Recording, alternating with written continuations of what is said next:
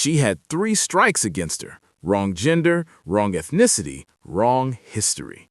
And yet, she refused to walk away.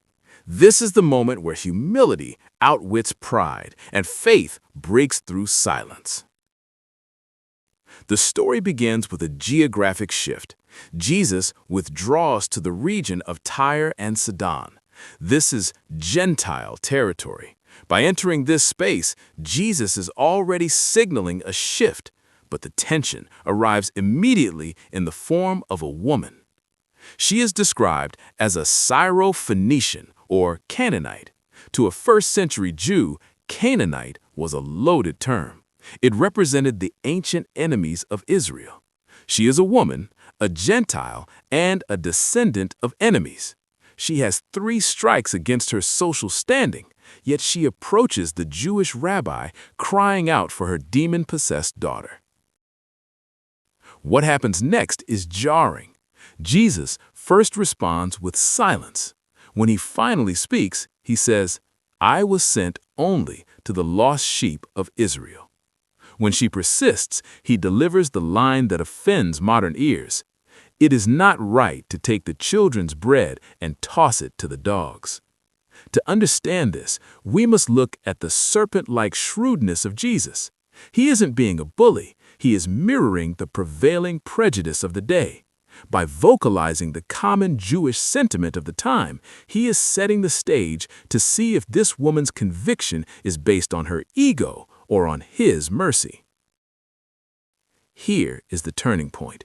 Instead of being offended, the woman leans into the metaphor.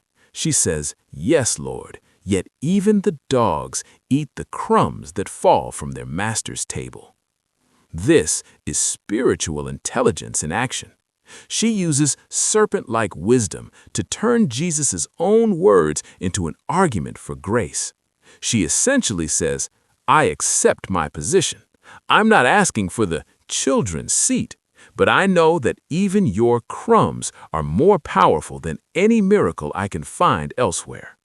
She refuses to let pride block her path to a miracle. Jesus' reaction is one of pure dove-like delight. He exclaims, "Woman, you have great faith." This is one of the only times in Matthew where Jesus calls someone's faith great, and he says it to a Gentile woman, not a religious leader. The lesson here is that great faith is persistent humility.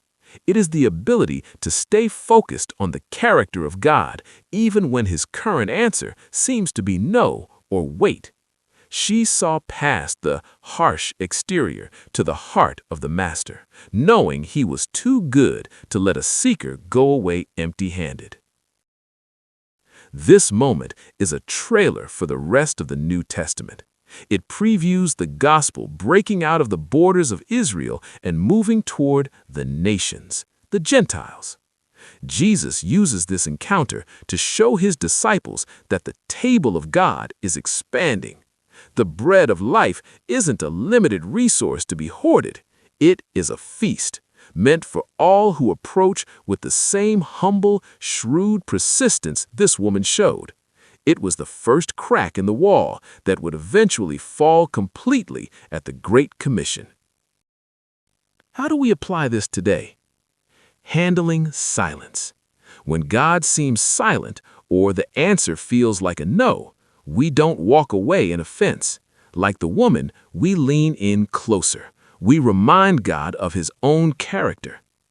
Cultural walls.